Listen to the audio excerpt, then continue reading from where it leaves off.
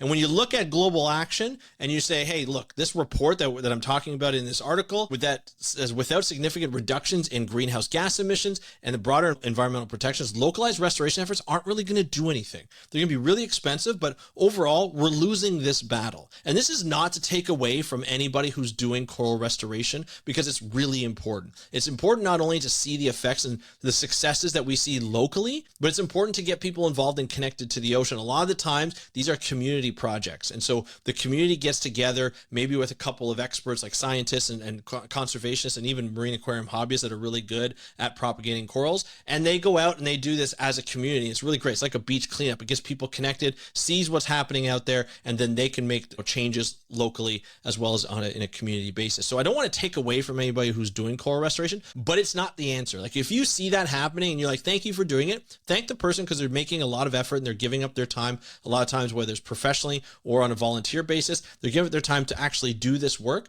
but it's not the sole answer.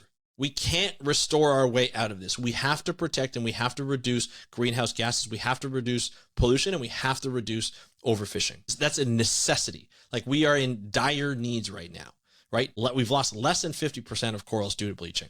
That's not good. We need to do better. Restoration is helping. It's a tool in the conservation tool belt, but it's not the tool. It's not the thing that's going to put us over the edge to say, hey, you know what? We're winning the battle for coral restoration against climate change. And that is a sad reality.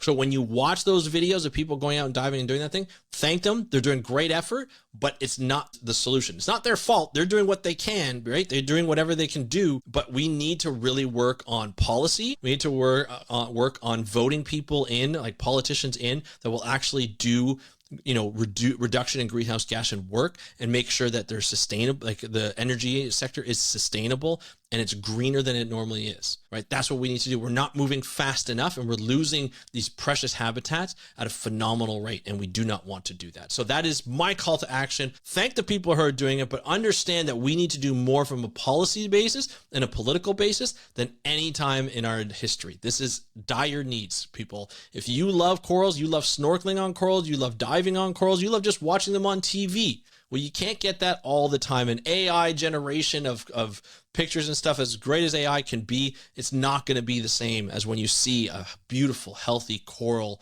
right away.